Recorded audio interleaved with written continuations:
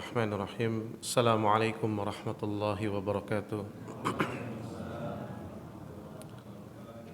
Innal hamdalillah nahmaduhu wa nasta'inuhu wa nastaghfiruh wa na'udzu billahi min shururi anfusina wa min sayyiati a'malina. Man yahdihillahu fala mudilla lahu wa may yudlil fala hadiya lahu. Wa asyhadu an la ilaha illallah wahdahu la syarika lah.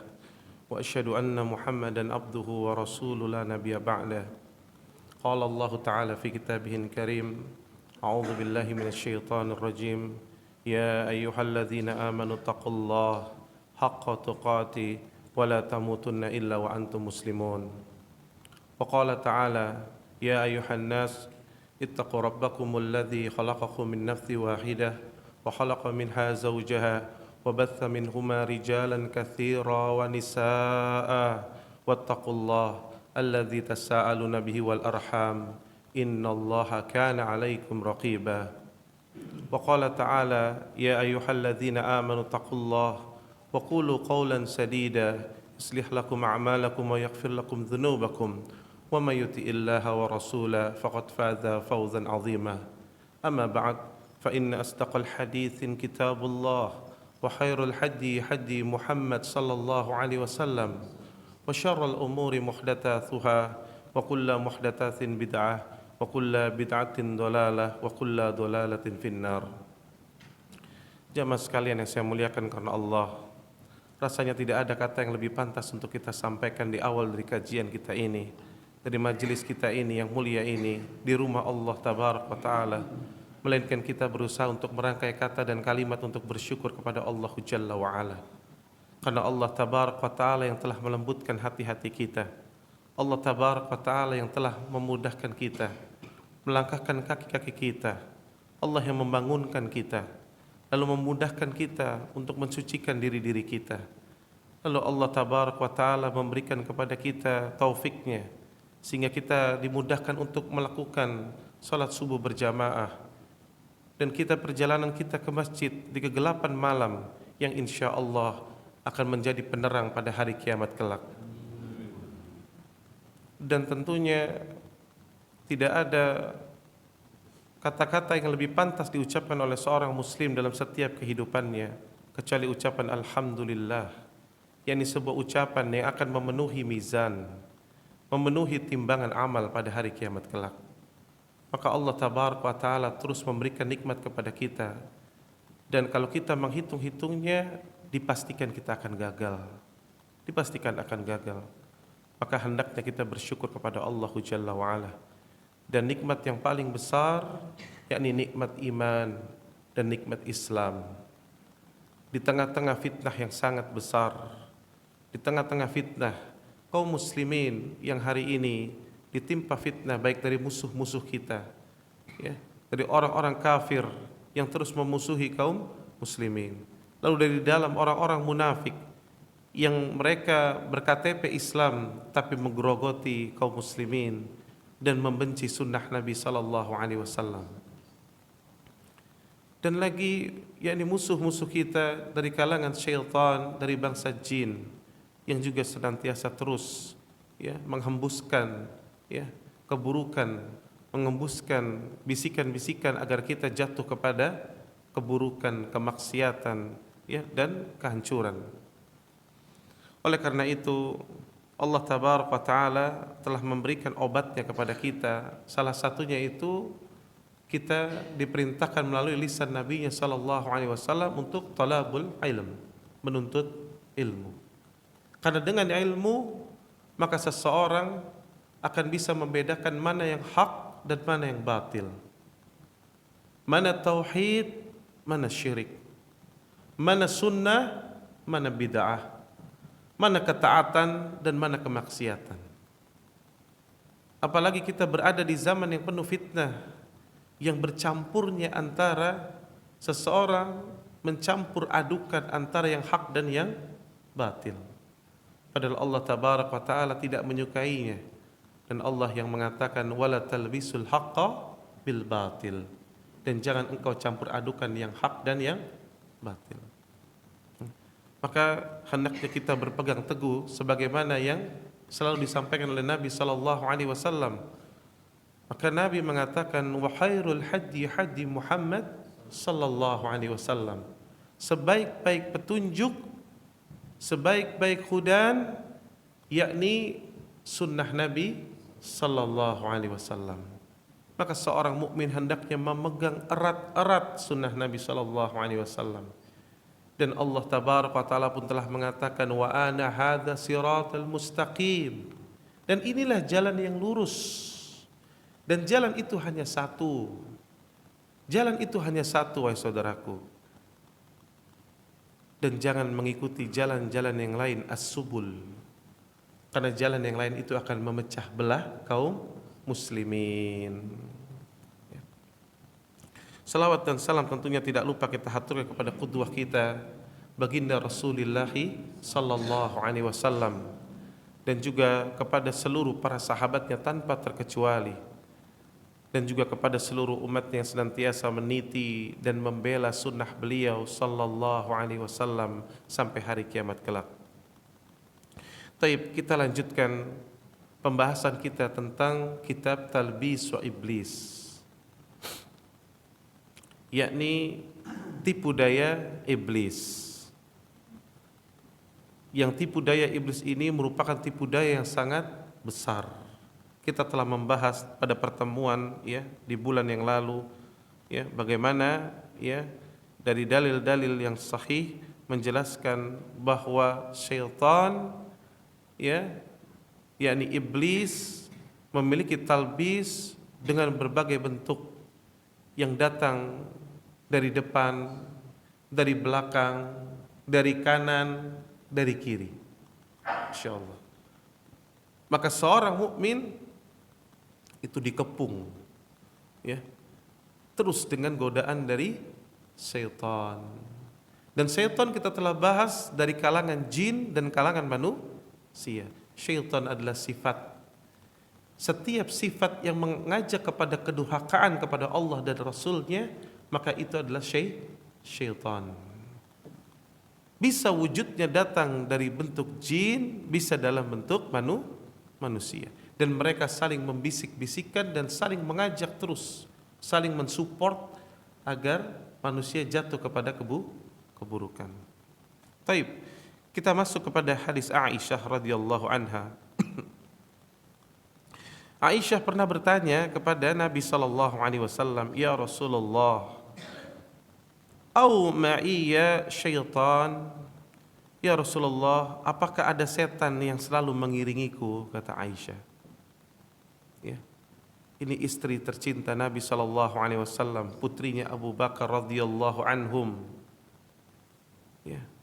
Yang Nabi sallallahu alaihi wasallam wafat ya di atas pangkuan dari ibunda kita Aisyah radhiyallahu anha. Bertanya kepada Nabi, "Ya Rasulullah, au ma'iyya syaitan?" Apakah ada syaitan yang mengiringiku? Ya. Qal, na'am.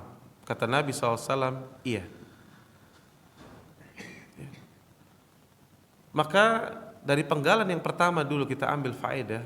Kalau orang terbaik yang dicintai oleh Nabi SAW, istri beliau, hidup bersama beliau, itu tidak lepas adanya syaitan yang mengiringi, maka kita ini jauh lebih khawatir terhadap diri kita.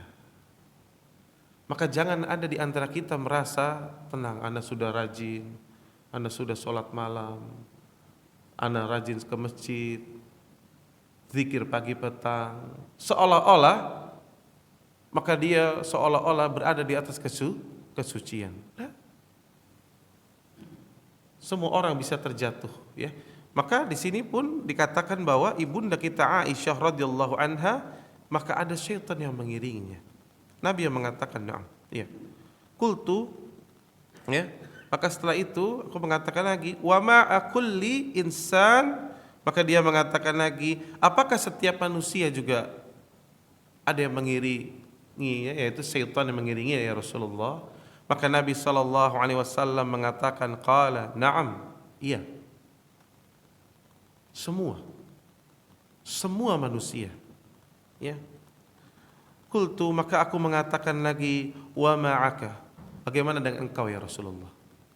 Kalau engkau bagaimana ya Rasulullah? Karena engkau ini Rasul, engkau ini Nabi, engkau ini Khalilullah wa Khalilur Rahman, kekasihnya Allah.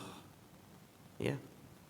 Maka ketika dikatakan demikian, ya Rasulullah, ya dikatakan kepada Rasulullah seperti itu, qala, kata Nabi SAW, na'am, iya, begitu pula aku, walakin, akan tetapi, kata Nabi SAW, Rabbi a'annani alaihi hatta aslama. Hanya saja, kata Nabi SAW, bahwa Allah Tabaraka wa Ta'ala menolongku. Lihat, Nabi tidak menyandarkan diri kepada dirinya. Lihat, inilah ciri seorang mukmin sejati. Dan Nabi SAW orang yang imannya paling sempurna. Nabi mengatakan, iya, namun Allah menolongku. Orang yang tauhidnya sempurna senantiasa menyandarkan apapun yang terjadi itu dengan Allah. Namun Allah lah yang menolongku sehingga menaklukkan, artinya syaitan yang tadinya dari kalangan syaitan itu atau jin yang ada, ya, sehingga dia masuk ke dalam Islam, kata Nabi SAW. Sehingga dia membisikkan, tidak ada yang dia bisikkan kecuali kebaikan. Ya, hadis riwayat Muslim. Ya.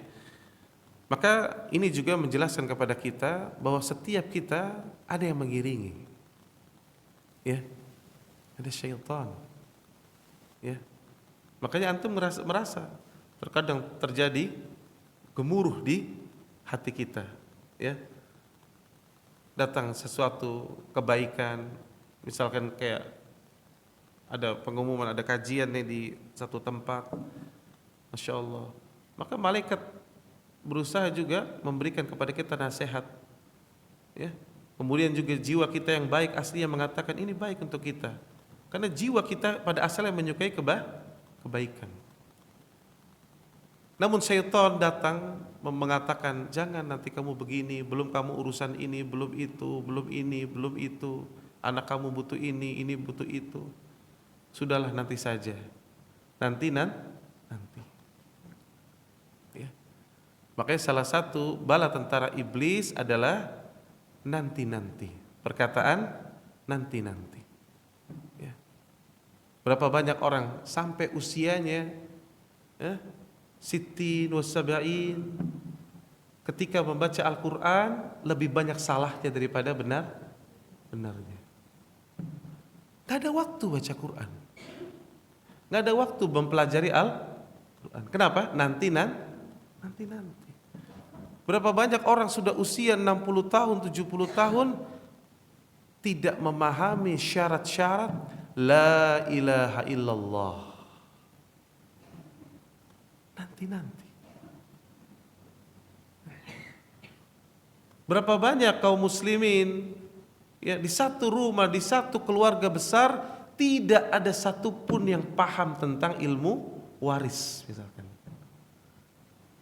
Nanti. Gak mau belajar. Bahkan tadi sholat, lihat Nabi SAW memberikan khabar kepada kita, ada seseorang sholat 60 tahun lamanya. 60 tahun ya akhi, bukan 1, 2, 3, 4, 60 tahun. Dan sholatnya lam yuqbal, tidak diterima satupun. Kenapa? Karena sholatnya tidak sesuai dengan sifat sholat Nabi Sallallahu Alaihi Wasallam. Kata Nabi, terkadang rukuknya tidak sempurna atau sujudnya tidak sempurna. Takbir saja coba. Siapa yang benar-benar sudah mencari, kadang-kadang kita sibukkan diri kita, cari hadisnya, bagaimana Nabi takbir, bagaimana Nabi mengangkat tangannya. Kita lihat di masjid-masjid, ada orang mengangkat tangannya, Allah.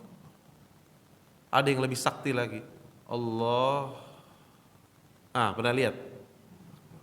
Sakti itu kayaknya. Padahal nggak ada Nabi melakukan seperti demikian. Ya. Maka dijadikan seseorang itu, ya, akan diiringi oleh syaitan. Ya. Maka syaitan ini pun terus, dan perlu kita pahami, syaitan ini sangat sabar dan pekerjaannya hanya mengganggu atau menggoda manusia. Dan tidaklah antum menolak satu proposal syaitan kecuali syaitan akan membuat proposal yang kedua, yang ketiga, yang keempat dengan berbagai bentuk macam. Menawarkan kesyirikan dengan berbagai macam, menawarkan kebid'ahan dengan berbagai macam, menawarkan kemaksiatan dengan berbagai macam cara. Ya. Maka begitulah ya syaitan. Ya. Lihat kata Hasan Al-Basri, ya, rahimallahu taala, ketika beliau pernah ditanya, apakah syaitan atau iblis? Tentunya iblis nih yang paling besar. Ya. Apakah iblis itu tidur? Maka beliau mengatakan, lau seandainya kata beliau iblis itu tidur, tentu kita ini bisa istirahat. Allahu Akbar. Lihat, bayangkan. Karena mereka terus bekerja 24 jam menggoda manusia, hatta antum lagi tidur. Bukankah Nabi SAW pernah mengatakan mimpi itu datang dari 3 perkara? Salah satunya dari mana? Syaitan.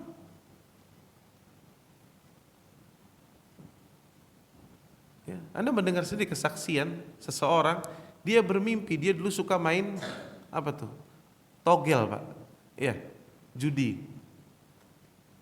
Maka dia bermimpi, syaitan memberikan dia mimpi, petunjuk, dengan satu petunjuk angka tertentu. Lalu dia pasang, menang Pak.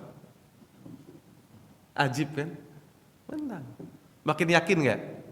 Nah, apa kata syaitan? Lanjutkan, bersama kita bisa. Nah, itu slogannya Pak. Ya. Maka jangan berdalih dengan, tapi benar Ustaz, saya ke dukun itu, benar apa yang dikatakan begini benar. Ya terkadang memang dijadikan ujian seperti itu, padahal isinya kedustaan yang lebih banyak. Ya. Lihat, ya, Nabi SAW bersabda dalam hadis riwayat Muslim dan Bukhari. Kata Nabi SAW, inna syaitana yajri minal insani majradam. Kata Nabi SAW, sesungguhnya syaitan itu mengalir di tubuh manusia seperti aliran darah. Allahu Akbar. Jadi syaitan itu Pak, itu sampai masuk ke dalam aliran darah. Makanya kenapa seorang yang saum itu akan lebih terjaga, karena akan menyempitkan pembuluh darah. Dalam arti penyempitan di sini bukan penyempitan orang yang ingin stroke ya, maksudnya disempitkan karena tidak adanya asupan, dia menyempitkan pembuluh darahnya sehingga pergerakan syaitan pun akan lebih lemah. Makanya antum lihat orang yang paling banyak makannya, maka akan terkena syahwat, maka syaitan akan lebih mudah untuk mengontrol dia. Adapun orang yang sering saum, lapar, maka dia akan jauh bisa lebih mengendalikan diri dia. Ya. Maka syaitan itu mengalir. Dan orang itu terkadang dalam tubuhnya ketika dirasuki oleh jin yang banyak, itu sudah membuat kerajaan ya. Anda punya satu ya, seseorang dahulu, dia jadi terkena gangguan jin. Jadi orang tuanya ini dahulu ya suka bermuamalah dengan jin. Dan jin ini hati-hati Pak, ada jin nasab. Ketika orang-orang tua dahulunya punya ikatan perjanjian dengan jin, maka terkadang jin itu akan menurun kepada keturunannya. Dia mencari lagi korbannya. Kenapa? Karena jin ini umurnya panjang Pak, ribuan tahun. Sementara manusia umurnya terbatas. Maka dia bisa mendatangi. Maka dia ganggu keturunannya. Maka tatkala dibawa ya untuk kita ruqyah, diruqyah, maka yang meruqyah begitu takjubnya, ajib melihat kondisi orang tersebut, karena telah kita rasa di tubuh orang tersebut telah membentuk kerajaan jin. ratusan jin di dalamnya, Pak.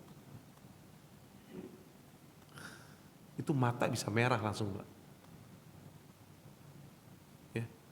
Maka ini perkara ya bahwa jin ya syaitan bisa masuk sampai ke aliran darah. Dan kisah ini, hadis ini pun ceritanya ketika Nabi SAW pernah sedang bertemu dengan salah satu istri beliau yaitu Safiyah radhiyallahu anha.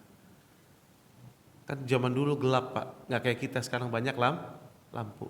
Maka Nabi SAW keluar dari masjid sedang berbicara dengan Safiyah, tapi gelap. Lalu datanglah ada dua orang muslim lewat. Ketika dia lihat ternyata Nabi SAW, maka dia langsung buru-buru pergi. Nggak enak, pergi. Maka Nabi panggil, ta'al, sini.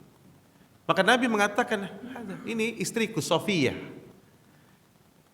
Maka kata dua orang tersebut, ya Rasulullah, kami tidak, bagaimana mungkin kami akan berprasangka buruk? Ya kami nggak akan pernah maksud engkau mau bicara dengan wanita yang bukan mahramnya, kan gitu ya. Tapi Nabi SAW mengatakan, inna syaitan, maka sungguh syaitan itu mengalir di tubuh kalian seperti mengalirnya darah. Maka Nabi katakan apa? Wa inni hashitu an yulqiya fi anfusikum syai'a. Maka kata Nabi SAW, aku khawatir syaitan itu akan membisikkan kepadamu sesuatu yang yakni di dalam jiwa kalian. Ya. Maka bisa saja awalnya tidak seperti itu, tapi lama-lama ngobrol kan, itu Rasulullah sama siapa ya? Nanti sama siapa? Itu syaitan begitu, Pak. Terus membisikkan. Coba ibu-ibu juga coba. Bapak-bapak suaminya tiba-tiba lagi pegang handphone, senyum-senyum, ya. Itu syaitan membisikkan tuh lagi WA-an sama siapa tuh. Jangan-jangan gitu, Pak. Ya. Itu kita merasakan kan? Antum merasakan kadang-kadang gitu. Kita ngelihat teman kita gini, wah, bisikan syaitan. Sampai ke aliran darah antum. Wah, jangan-jangan dia gini, jangan-jangan gini. Nonton TV antum sekarang coba. Wah, ini begini, calon ini begini, calon itu begitu. Syaitan membisikkan juga, oh mungkin ini begini, mungkin begini. Wah, sibuklah manusia dengan perkara yang tidak bermanfaat. Ya. Maka ya akhi, syaitan itu mengalir sampai darah manusia. Ya. Lihat perkataan Hasan bin Saleh ya, rahimallahu taala, beliau mengatakan inna syaitan, ya, bahwa sesungguhnya syaitan, kata beliau, yakni membuka 99 pintu kebaikan. Untuk apa? Kata beliau, yakni untuk menggiring seseorang terjerumus ke dalam satu pintu keburukan. Allahu Akbar. Lihat Pak, iblis itu membuka dulu 99 pintu kebaikan, seolah-olah baik. Padahal ada satu racun yang akan dimasukkan, yang dengan satu racun itu demi Allah 99 kebaikan itu akan terkalahkan habis.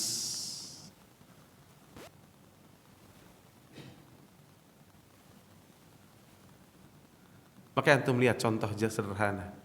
Pemuda-pemuda yang punya semangat sabab, semangatnya luar biasa terhadap ad-din, maka digunakan oleh syaitan dengan perkara syubhat. Maka dia mengatakan apa? Bahwa mereka ingin berjihad. Sahih? Maka dimasukkan itu dulu pintu-pintu kebaikan, jihad itu kayak gini, bagus, orang yang mati syahid begini. Memang betul, indah. Lalu dibelokkan, dimasukkan satu racun. Maka tidak sedikit pemuda-pemuda jatuh kepada manhaj khawarij, maka mereka melakukan bom bunuh diri. Lihat. Awalnya apa? Jihad. Dan keutamaan jihad luar biasa. Maka orang tergerak awalnya, oh iya betul nih. Dikatakan tentang ya tadi jihad, akidah, bagaimana kita akan mendapatkan surga, wah masuk. lalu dimasukkan airnya, syaitan masuk ke dalamnya, memberikan subhat. Makanya sekarang kamu jihad udah. Nunggu pemerintah, ente kapan jihad? Hah? Nggak ada, nggak akan pernah sampai ente mati nggak kelihatan. Gitu. Bawa firman Allah lagi syaitan, inna salati wa nusuki wa mahyaya wa mamati lillahi rabbil alamin. Wah, makin kuat tuh bener. Berjalanlah tuh sabab. Maka dia lakukanlah bom bunuh diri. Padahal tidak pernah Nabi SAW mengajarkan yang demikian. Lihat Pak, dibuka 99 pintu kebaikan untuk memasukkan satu racun keburukan. Hati-hati. Makanya jangan berdalih yang penting baik. Yang penting niat saya baik. Salah. Ziarah kubur baik gak? Baik. Nabi menganjurkan ziarah kubur, perbanyaklah berziarah kubur, kata Nabi SAW. Wah, hadisnya sampai situ doang, berhenti. Maka setelah itu dinamakanlah wisata religius. Maka dijadikan wisata datang ke kuburan-kuburan yang dianggap orang-orang salih terdahulu. Atau memang betul dia orang salih. Yang padahal orang salih tersebut tidak pernah ridho kalau kuburannya dijadikan tempat peribadatan. Datanglah ke kuburan-kuburan itu. Maka syaitan menghembuskan setelah itu. Apa yang terjadi? Minta-minta kepada kubur. Lihat. Dibuka dulu pintu, seolah-olah pintu kebaikan. Tapi ini pintu kebaikan yang semu, ya akhi. Ya. Maka seseorang akan terjatuh ke dalamnya. Ya. Maka dari keterangan ucapan Al-Imam Hasan bin Salih menjelaskan bahwa syaitan itu memiliki cara yang sangat banyak dan tipuannya sangat luar biasa, ya. Maka jangan sampai antum keliru. Ya. Ibu-ibu contohnya juga kan, wah dibuat yang lagi baru hijrah, maka semangat untuk menuntut ilmu. Pergi kajian A, siang ke sini, sore di sini, malam di sana. Suami cari makan, di rumah nggak ada makanan. Baju belum disetrika. Ya Allah. Sehingga apa yang terjadi? Maka terjatuhlah kepada keburukan. Tadi itu ya, akhi. Padahal ada waktu-waktunya. Seorang berlebih-lebihan, ya, seorang bisa berlebih-lebihan. Baik, maka lihat, iblis sangat ahli, sangat berpengalaman dalam menyesatkan. Maka para ulama menjelaskan untuk memberikan talbis, maka iblis melihat kepada kedua kecenderungan.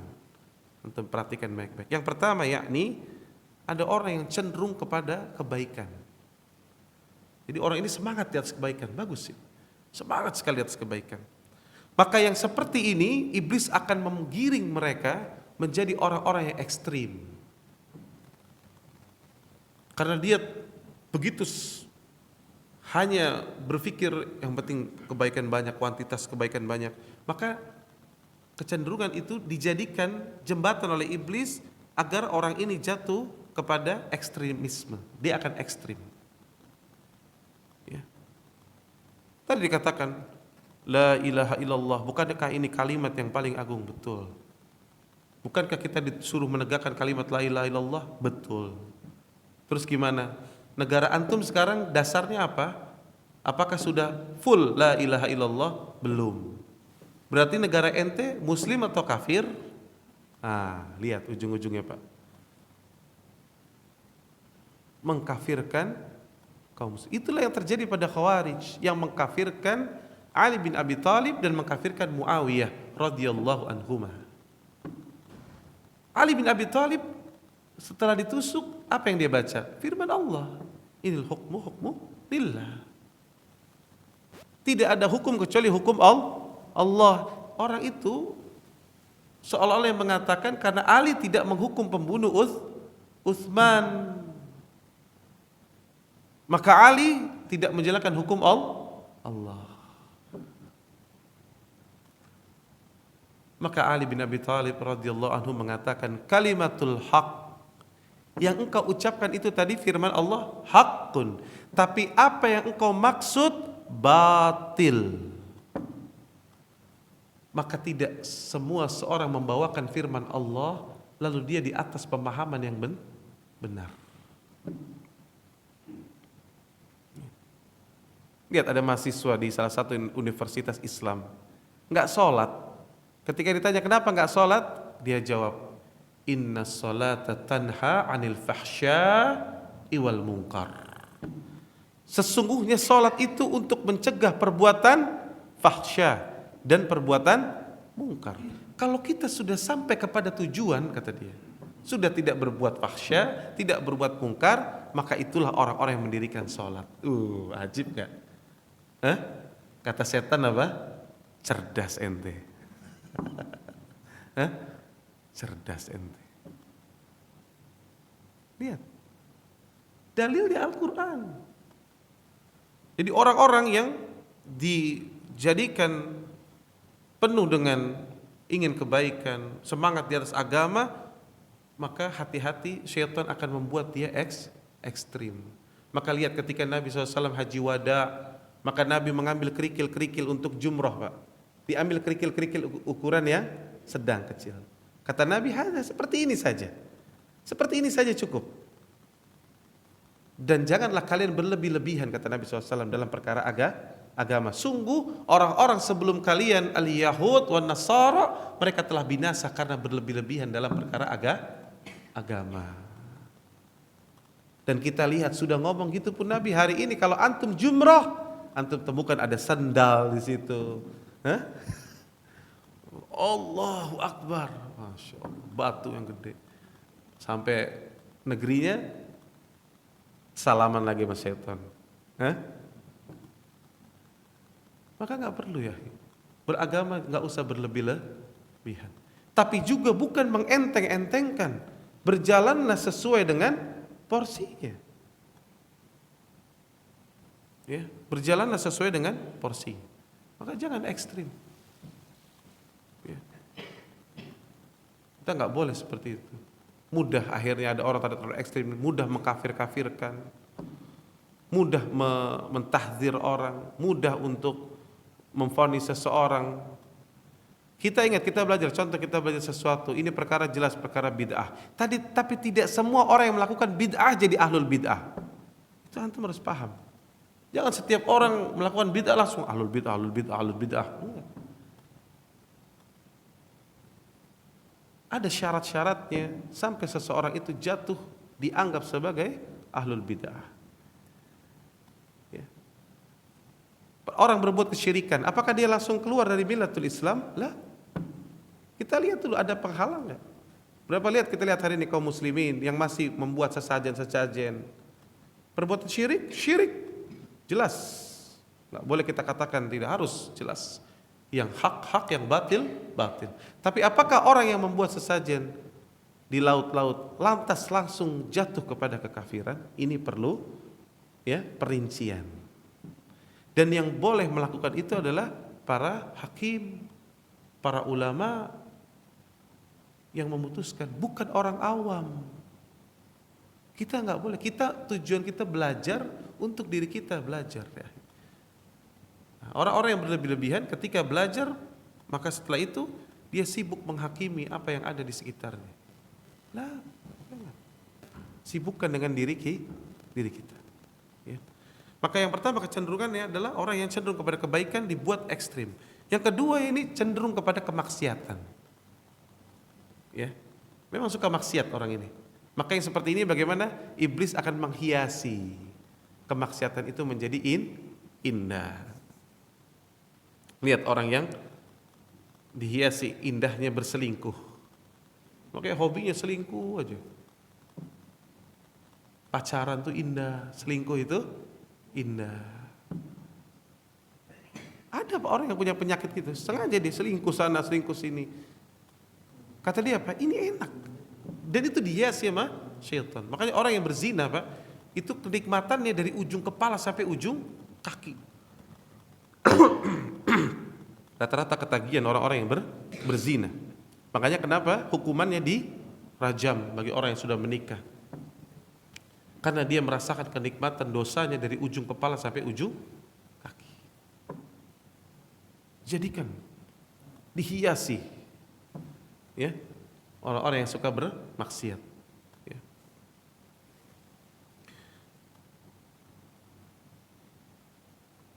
Maka ketika iblis senantiasa akan menghiasi ya manusia dengan talbisnya ya, dan ini sesuai dengan firman Allah Jalla wa Ala, kata Allah Tabaraka wa Taala, qala, berkata iblis, rabbi bima aqwaitani la uzayyinanna lahum fil ardi wa la ughwiyannahum ajma'in. Maka karena engkau telah memutuskan aku ini sesat ya Rabb, maka aku pasti, kata iblis, pasti akan menjadikan kejahatan, kemaksiatan itu terasa indah, kata iblis. Lihat, akan aku jadikan terasa indah bagi mereka itu manusia itu ya, di muka bumi ini indah rasanya, semuanya akan terasa indah. Dihiasi. Hatta orang yang berbuat kesyirikan Pak, itu jadikan indah, indah rasanya. Ya. Taib. Al-Hafidz Ibnu Hajar ya rahimallahu taala dalam kitab beliau Fathul Bari ya, yakni syarah ya, jazakallahu khair. Ini pertanyaan yang bagus. Ya akhi, agama kita memiliki petunjuk yang jelas ya. Maka ikhlas pun mengikuti petunjuk dari Nabi sallallahu alaihi wasallam. Maka sesuatu yang berjalan di atas sunnah Nabi sallallahu alaihi wasallam, maka tentunya dia akan berjalan di atas insyaallah keikhlasan. Yakni seperti contohnya tadi, ada salat yang harus jahr. Ada salat 5 waktu, kita harus ada azan, seseorang berjalan ke masjid. Maka ini juga bisa dijadikan talbis oleh syaitan. Ada orang mau ke masjid, kata syaitan, jangan ke masjid, ente ntar gak ikhlas, ente kelihatan orang. Nah ini justru namanya dia kena talbis iblis. Maka yang dimaksud adalah amal-amal yang bisa disembunyikan hendaknya disembunyikan. Yang memang harus menjadi syiar harus, karena itu petunjuk Nabi SAW. Hanya saja dia menguatkan hatinya senantiasa dia berjalan di atas keikhlasan, yaitu tujuannya adalah yakni semata-mata karena Allah. Contohnya tadi kita berjalan ke masjid, tujuan kita adalah ya Allah, mudah-mudahan Engkau hapuskan dosa-dosaku, Engkau angkat derajatku dan seterusnya. Maka dia penuhi hatinya dengan yang demikian. Dia tahu keutamaan salat berjamaah dan lain-lain, maka dia mendatangi masjid-masjid Allah. Maka yang demikian ini insya Allah dia berada di atas keikhlasan ya. Nah, tapi kalau seandainya amalan yang sifatnya bisa sembunyikan, contohnya sholat malam, kata para ulama juga termasuk sholat sunnah Pak. Siapa yang mau belajar ikhlas, salah satunya apa Pak terapinya? Biasakan sholat sunnah rawatib di rumah ya. Sholat sunnah rawatib di rumah, ini antum sedang mempelajari keikhlasan, melatih keikhlasan. Kenapa? Karena di rumah kadang-kadang nggak ada lihat, nggak ada yang memotivasi, tapi antum terus berusaha beramal itu ya. Maka orang yang banyak melakukan sholat sunnah di rumah, dan sholat terbaik di rumah setelah sholat fardu adalah sholat sunnah. Ini sholat terbaik ya. Sholat tahajud itu paling baik, sholat malam tadi, sholat duha dan apa itu paling bagus di rumah ya. Sholat rawatib pun di rumah. Jadi alhamdulillah kalau DKI masjid di sini memberi waktu yang cukup, maka sholat sunnah di rumah sampai masjid ya. Kalau imam tentunya belum datang, memang kita tinggal sholat tahiyatul masjid ya. Kalau memang belum ada imam, kalau sudah ada imam kita langsung masuk sholat jamaah. Maka yang jelas sholat sunnah perbanyak di rumah dan tidak diperlihatkan oleh manusia seperti itu. Kita membaca Al-Quran dahulu Pak, para sahabat membaca Al-Quran di rumah mereka. Ketika ada sahabatnya datang ngetuk pintu, maka seolah-olah mereka masukkan mushaf-mushaf mereka ke perut-perut mereka. Lalu mereka seolah-olah seperti orang yang baru bangun tidur. Lihat bagaimana, lihat para sahabat dahulu tidak memperlihatkan. Kalau kita ketok, Waalaikumsalam apa? Ente ganggu aja, baru baca nih, baru 2 juz. Hah? Anda baru 2 juz, antum pakai datang lagi ya kan? Tar dulu nih, ya kan belum selesai. Gitu. Ini enggak, ya. Para sahabat dahulu dia mengumpetin, tidak mau tampak bahwa dia seperti orang yang ahli ibadah. Tidak, mereka menyembunyikan amal-amal mereka. Ya, maka ini yang dimaksud. Kalau yang sifatnya syiar harus syiar. Takbir, kita lagi Idul Fitr, Idul Adha harus. Jangan nanti mengatakan, oh jangan ini nanti kita riya, salah. Ya, maka riya ditempatkan pada tempatnya. Ya, artinya setiap ibadah yang sifatnya syiar kita lakukan syiar, dan kita mohon pertolongan kepada Allah agar Allah kokohkan hati kita untuk berniat di atas jalan Allah tabaraka wa taala. Makanya banyak-banyak berdoa, ya muqallibal qulub, tsabbit qalbi ala dinik. Ya, itu insyaallah Allah akan menolong kita di atas keikhlasan. Baik. Ya, silakan Pak. Terima kasih banyak. Assalamualaikum warahmatullahi wabarakatuh. Ya, waalaikumsalam warahmatullahi. Saya merasa pada diri saya, kayaknya itu selalu sekarang. Saya merasa bahwa saya tidak melakukan ibadah sesuai dengan petunjuk saya. Tapi sifat-sifat yang saya tidak bisa hilangkan itu satu sifat pelit. Karena saya baca dalam sifat pelit itu termasuk orang yang sirik, musrik katanya. Nah itu sifat kikir. Itu kadang-kadang bagaimana caranya supaya kita punya uang bisa ikhlas. Itu kalau namanya ria, oke. Dia sudah punya kata-kata yang baik. Sembunyikanlah amalmu ketika menyembunyikan keburukanmu. Nah itu saya sudah ini, kayaknya nggak pernah. Nah itu satu. Satu lagi ini amarah, sifat ini kok susah hilang ya. Ya mungkin kadang-kadang kita bisa tahan, bahkan kadang-kadang habis sholat pun kita kok bisa marah, sama berbunyi. Nah ini apakah ada jalan praktis secara singkat ya? Bagaimana bisa kita menyadari bahwa ini salah, sehingga kita bisa meminimalisir ya, kalau tidak menghapuskannya. Itu Pak Ustaz. Ya. Terima kasih. Ya, waalaikumsalam warahmatullahi wabarakatuh. Jazakallah khair ya. Apa yang Bapak sampaikan pertama tadi, Masya Allah ya. Pertama saya sampaikan sebuah kabar ya, sebuah kabar gembira Pak untuk Bapak. Ya, semoga Bapak termasuk orang-orang beriman ya. Kenapa? Karena orang-orang yang imannya benar Pak, dia akan senantiasa terus muhasabah terhadap dirinya. Dan dia merasa dirinya penuh kekurangan, dan dia berusaha untuk mengintrospeksi, mengevaluasi dirinya. Maka ini ciri kebaikan Pak ya. Orang yang suka melihat dirinya adanya kekurangan, maka itu ciri kebaikan. Dan inilah yang dahulu para salaf dahulu mereka melakukannya ya. Jadi tidak sibuk melihat orang lain, tapi sibuk dengan dirinya. Alhamdulillah. Itu yang pertama. Yang kedua Pak, adapun sifat kikir, maka ini memang sifat pelit, dan kikir ini adalah sifat yang mengenai banyak manusia ya. Namun setidaknya ya, yang menjadi nasihat yang ingin saya sampaikan bahwa kikir ini datangnya dari syaitan juga Pak. Allah tabaraka wa taala katakan dalam surah Al-Baqarah Pak. Bapak bisa buka nanti surah Al-Baqarah ayat ke-268 ya. Di rumah Bapak bisa lihat surat 2 ayat 268 ketika Allah katakan bahwa syaitan itu Pak akan menakut-nakuti, memberikan ketakutan kepada kemiskinan ya. Maka orang yang sebetulnya kikir Pak, pelit, karena pada hukum asalnya dia mengira bahwa dia senantiasa takut sekali kemiskinan itu akan menghantui dirinya.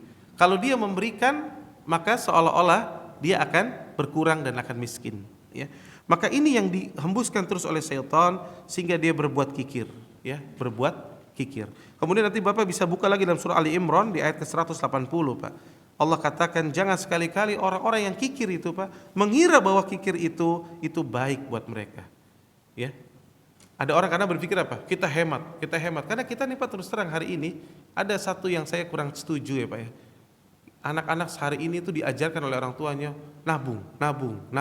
Ya, nabung itu bagus Pak. Ya, tapi kalau hanya nabung, maka mendidik anak-anak itu dari kecil bersifat kikir. Ya, maka bagaimana yang benar kita mendidik anak-anak kita? Hendaknya kita mengajak anak-anak kita untuk memberi. Ya, karena sifat manusia Pak, hukum asalnya manusia itu nggak usah diajarin banget, dia sudah punya sifat untuk menyimpan. Ya. Tinggal kita arahkan sedikit, tapi membuat manusia sifatnya memberi itu tidak mudah. Padahal orang yang suka memberi, maka dia justru akan banyak kebaikan yang akan dia dapat, ya. Dan tidak ada sejarahnya Pak, orang yang memberi, orang yang suka bersedekah itu miskin, itu nggak ada. Ya. Bahkan dia akan menjadi makin kaya. Ya. Jadi kita lihat fakta, Pak. Kalau setan itu tadi saya katakan memberikan janji palsu, padahal kenyataannya tidak demikian. Tapi Bapak ikuti firman Allah ya di ayat tadi, ya. Ini Al-Baqarah 268. Kemudian di surat Ali Imran 180, Pak. Kalau kikir itu kata Allah, siapa yang berbuat kikir pada hari kiamat kelak, Pak, harta-hartanya itu akan diletakkan di mana, Pak? Dikalungkan di lehernya. Hah? Apa yang akan kita dapat? Lah. Dan kalau Bapak bagaimana caranya, Pak? Terkadang Pak, Bapak harus mujahadah. Sungguh-sungguh. Contoh, Pak. Saya berikan salah satu cara, salah satunya, Pak. Bapak sesekali ketika dompet Bapak lagi ada uang, tentunya ya. Bapak terserah Bapak mau datang ke kerabat yang miskin, atau Bapak lagi di masjid, atau Bapak melihat ada tempat yang memang orang membutuhkan. Sesekali Pak, Bapak memerdekakan diri Bapak, Pak. Itu buka dompet Bapak, keluarkan semuanya, Pak. Semuanya, Pak. Bapak berikan itu kepada fakir miskin itu. Terasa berat di awal, Pak. Demi Allah, Bapak rasakan nanti kalau Bapak nggak percaya. Setelah Bapak berikan, demi Allah, Bapak akan merdeka. Dan Bapak merasa Bapak telah memperbudak harta Bapak untuk Bapak. Bukan Bapak diperbudak oleh harta. Sesekali kita harus memerdekakan diri kita. Dan ingat kata Allah Tabaraka wa Ta'ala dalam surah Ali Imran juga ayat 92 kalau tidak salah. Kalian tidak akan mendapati kebaikan yang sempurna sampai kalian menginfakkan apa yang kalian cintai. Dan kata Nabi, as-sadaqatu burhan. Sedekah itu Pak, bukti iman. Bukti iman. Jadi seolah-olah kita ingin membuktikan, ya Allah, ini imanku ya Allah. Maka kita bersedekah. Berikan, Pak. Dan bersedekah ini yang paling utama setelah kepada keluarga, kerabat, Pak. Bapak datangi keponakan, mungkin ada yang susah, sepupu ada yang susah, atau paman kita ada yang susah. Orang-orang ring satu kita dulu nih. Perhatikan baik-baik. Berikan, Pak, biasakan. Maka orang itu perlu melatih, Mama. Dilatih terus, dilatih. Maka sampai nanti dia akan Allah tolong dari sifat kikirnya. Sehingga akhirnya dia lapang. Dan orang yang kikir, Pak, kalau dia ikuti terus, maka Allah akan hukum dia sampai dia kikir terhadap dirinya sendiri nanti. Allahu Akbar. Jadi pertama kikir sama orang, pelit. Habis itu kikir sama keluarga. Anak istrinya tuh susah, bisa ngasih makan rendang dikasih tempe terus anaknya. Ada ini orang kayak gini nih. Nanti nggak cuman keluarganya, sampai ke diri dia juga. Pakai baju tunggu promo. Ya Allah, susah bener hidupnya. Anda bilang antum kenapa? Mau ada bener Pak? Ini orang Bapak tahu, saya punya kenalan Pak. Jadi teman saya kenalan ini tukang jahitnya salah satu orang terkaya di Indonesia ini Pak. Orang terkaya, saya nggak akan sebutkan namanya. Orang terkaya di Indonesia, orang dari kalangan orang-orang kafir ya. Tapi Bapak tahu, dia dipanggil karena dia tukang jahitnya, hanya ingin jahit celana. Dipendekin celananya Pak, dipotong, lalu dia dengan bangganya ngatain, iya ini saya kemarin dapat diskon nih. Ini orang hartanya Pak triliunan Pak, tapi masih cari celana diskon. Oh, Pak, ajib. Dijadikan dia kikir Pak, pelit. Ya.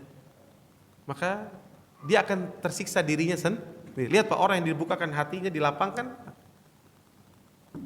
dibukakan di hatinya, dilapangkan, maka dia akan mudah memberi. Dan itu tidak akan mengurangi, dia akan semakin mulia. Dan kita ingat Pak, ketika kita wafat, yang diingat adalah amal kita. Orang mengingat kita Pak bukan dengan mobil kita, bukan dengan rumah kita yang besar, tapi lihat, si fulan gimana? Oh ya si fulan itu dulu Masya Allah yang bantu dakwah, beliau yang bantu di sana menginfakkan hartanya, beliau yang bangun masjid di sana, beliau yang bantu pesantren di sana, beliau yang wakafkan Al-Quran, kitab-kitab di sana. Masya Allah, keberkahan Pak. Maka harta kita ini jadikan jembatan kita untuk berbuat ahsan. Khususnya tadi ingat kepada kerabat-kerabat terdekat kita itu penting. Jangan sampai kita lupa.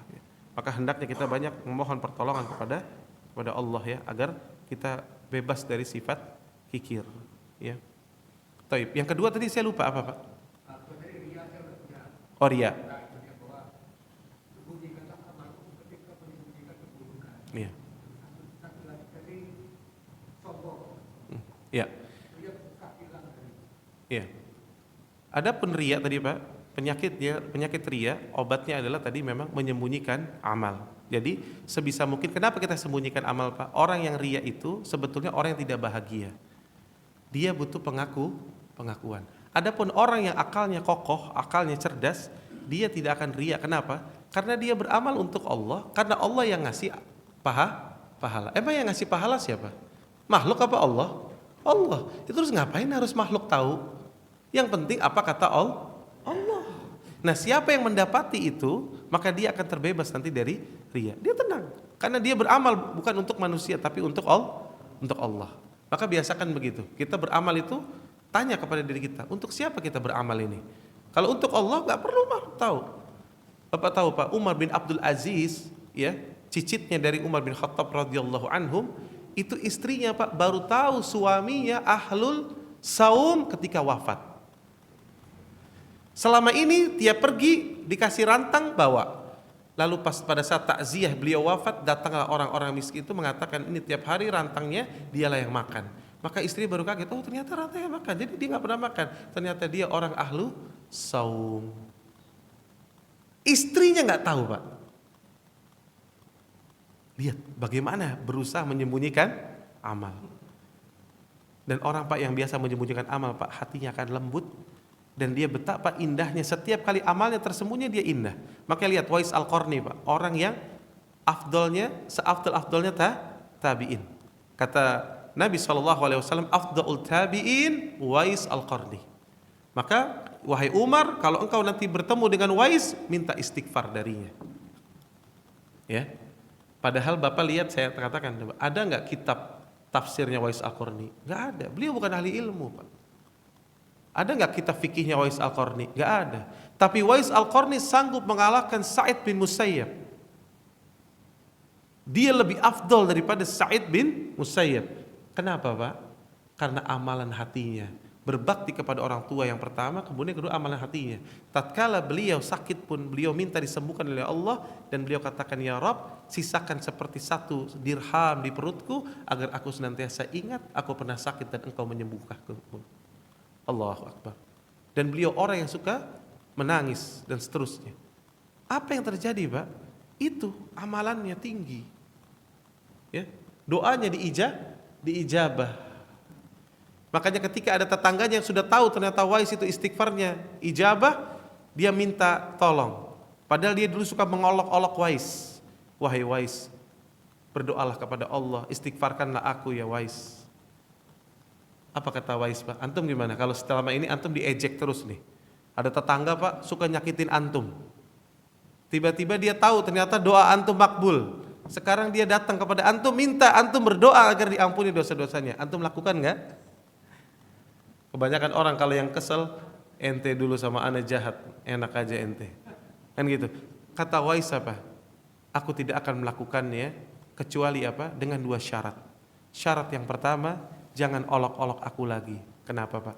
Karena aku gak mau punya masalah di akhirat dengan engkau. Masya Allah, saking bersihnya hati Wais. Yang kedua, jangan bilang siapa-siapa kalau istighfarku mustajab. Karena dapat rekomendasi dari Nabi nih Pak, itu masih ngomong jangan bilang siapa-siapa. Kita hari ini gak ada rekomendasi, gak ada SK, ngaku-ngaku doanya makbul, jualan aqua. Nah ini udah dibacain nama Syekh nih, sama Ustadz. Antum mau diampuni dosanya beli nih aqua. Siapa yang ngajarin gitu? Wais malah mengatakan apa?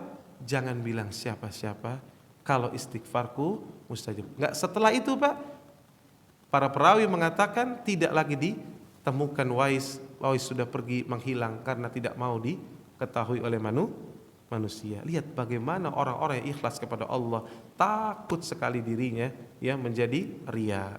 Ya, maka saya katakan tadi banyak-banyak mohon kepada Allah. Adapun sombong Pak, al-kibr, sombong itu apa Pak? Intinya 2 hal. Kata Nabi, al-kibr batarul haq wa ghumtun nas. Sombong itu menolak kebenaran, dan yang kedua yakni merendahkan manusia. Itu 2. Ya, jadi sombong itu bukan pakaian yang bagus, mobil bagus, pakai sendal bagus. Ente sombong nih mentang-mentang mobil bagus, kan kita suka gitu. Gak boleh bilang orang sombong mobilnya bagus. Sombong itu batarul haq, dikasih tahu yang benar, ini qala Allah, ini qala Rasul, tapi malah bantah. Itu namanya sombong. Yang kedua, wa ghamtun nas, merendahkan manusia. Ya, si fulan itu kan begini, dia kan pendek, dia kan ini, dia kan itu, dia kan gini. Maka itu sombong. Nah, itu yang harus kita lepaskan. Karena kenapa, Pak? Karena Allah tabaraka wa taala melalui lisan nabinya sallallahu alaihi wasallam bahwa tidak akan masuk surga, Pak, orang-orang yang memiliki sifat sombong walaupun sebesar zarrah. Zarrah itu dalam bahasa Arab, Pak, yang fasih, artinya beberapa hal, Pak. Kalau Bapak buka jendela pagi-pagi ada cahaya matahari, kelihatan ada debu kecil-kecil, itu zarrah kata orang Arab. Atau yang kedua, Bapak menepukkan tangan ke tanah, lalu debu-debu itu naik seperti kecil-kecil, itulah zarrah. Atau yang ketiga, seperti ada binatang kecil yang ada di tangan kita. Kita nggak lihat ada binatangnya, tapi kita merasa ada sesuatu yang berjalan saking kecilnya, maka itu zarrah. Sekecil itu ada kesombongan, la yadkhulul jannah, tidak akan masuk surga. Maka kalau kita mengimani yang demikian, maka kita akan berusaha membuang sifat-sifat kesombongan kita, dan membuangnya yaitu dengan satu, kita menerima kebenaran dari Allah dan Rasulnya. Yang kedua, jangan merendahkan manusia. Tidaklah seorang mukmin keluar rumahnya, Pak, Bapak berusaha, maka Bapak lihat orang kiri kanan kita, ucapkan bahwa dia lebih baik dari kita. Bisa jadi dia lebih banyak bertobatnya, bisa jadi dia lebih banyak sujudnya, bisa jadi dia lebih banyak sedekahnya, bisa jadi dia lebih banyak menangisnya daripada saya. Ya, itu yang paling utama. Jadi jangan kita keluar rumah lalu kita mengatakan ente semua di bawah aneh tadi malam sholat malam 4 jam. Lagi saum. Jangan. Kita nggak tahu ya, akhi. Dan jangan pernah mengatakan, Pak, si fulan ini saya lebih baik. Kenapa, Pak? Mengatakan diri kita lebih baik dari orang lain, ini perkara yang menurut saya tidak sesuatu orang yang akalnya sangat lemah. Ya, sangat lemah. Apa dalil saya, Pak?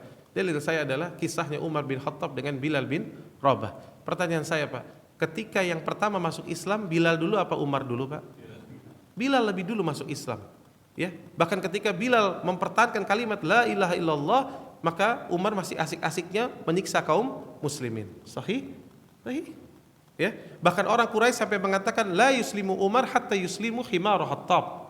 Enggak akan masuk Islam tuh si Umar sampai masuk Islam dulu keledainya. Jadi levelnya tuh keledai. Kacau kan? Kalau dikatakan tidak akan masuk Islam Umar sampai burung kakak tua masuk Islam, itu insya Allah masih ada kesempatan. Kenapa? Burung kakak tua bisa ngucapin la ilaha illallah, tapi keledai seburuk-buruk suara tidak mungkin mengucapkan kalimat la ilaha illallah. Tapi apa yang terjadi, Pak? Ketika Umar diberikan hidayah oleh Allah masuk ke dalam Islam, pertanyaan siapa? Yang endingnya siapa yang lebih utama? Umar atau Bilal? Umar bin Khattab radhiyallahu anhum. Kata Nabi, seandainya saja ada Nabi setelahku, maka Umarlah orangnya. Allahu Akbar. Kita tidak pernah tahu, Pak. Ingat, garis finish belum selesai. Jangan pernah mengatakan saya lebih baik dari orang lain. Belum tentu. Ya, lihat lagi Sa'ad bin Mu'adz radhiyallahu anhum yang masuk Islam hanya 8 tahun, Pak. 8 tahun. Tapi ketika wafat arsy Allah bergetar. Radhiyallahu anhum. Jadilah orang-orang seperti itu, Pak. Waktunya berkah hidupnya sedikit tapi menggetarkan arsy Allah Jalla wa Ala. Maka sekarang tugas kita makanya belajar, ya, kokohkan akidah kita sebagaimana akidah Rasulullah sallallahu alaihi wasallam, beribadahlah sebagaimana ibadah yang dituntun oleh Nabi sallallahu alaihi wasallam, dan bermuamalahlah kepada manusia dengan baik.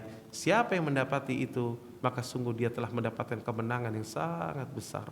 Ya, insyaallah mudah-mudahan Allah tabaraka taala melembutkan hati-hati kita dan Allah tabaraka taala menjadikan kita sebagai hamba-hambanya yang saleh. Taib, ana rasa cukup. Subhanakallahumma wa bihamdika asyhadu an la ilaha illa anta astaghfiruka wa atubu ilaik. Assalamualaikum warahmatullahi wabarakatuh.